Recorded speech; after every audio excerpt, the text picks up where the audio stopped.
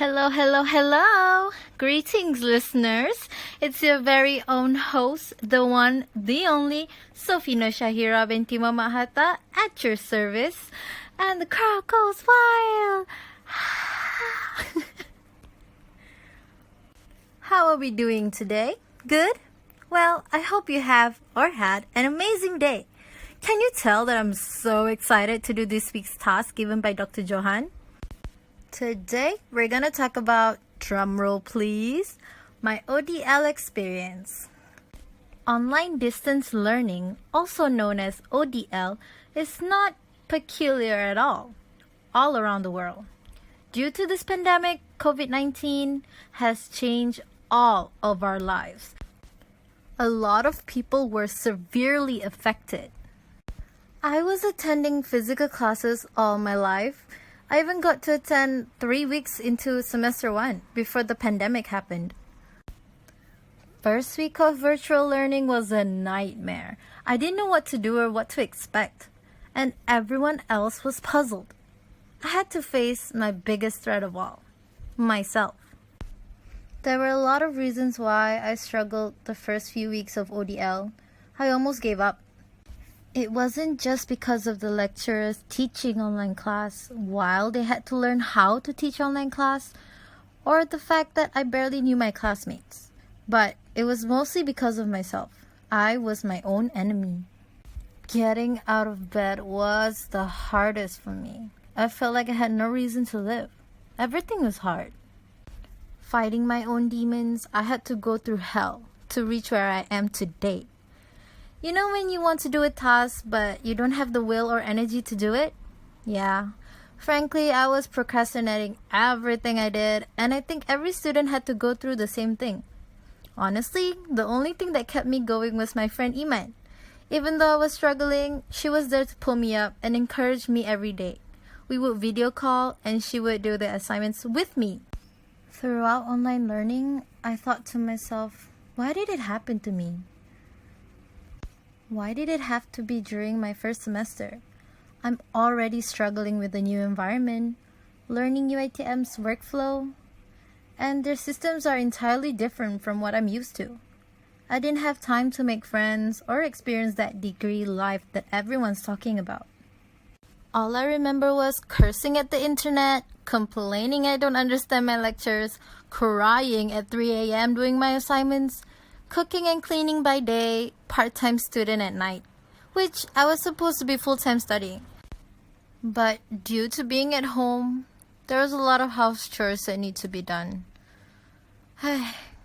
I'm ranting because previously I didn't know who to tell.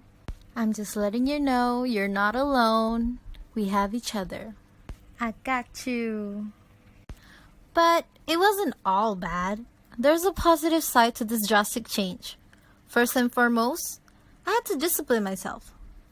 I knew if I set a schedule, I would follow it. So that's what I did. I woke up early, I showered, and I had a designated study space, so I will focus more. Other than that, having supportive friends is also majorly important. They will be there for you when you're down or when you're just lazying around. P.S. Thank you, Iman. I also had to listen to myself more because being in a confined space and rarely going out, due to the pandemic of course, took a toll on my mental health.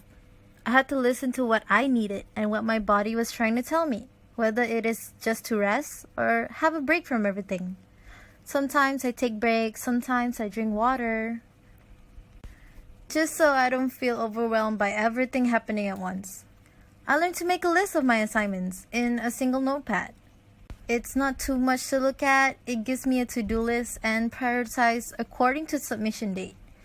It also gives me clarity, instead of being flooded with every single assignment and always worrying and always think that I have so much work.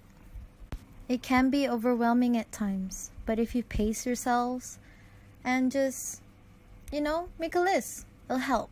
It'll help organize your brain. Other than that, learning at my own pace is amazing. I understand better because I had to learn a lot of things for myself.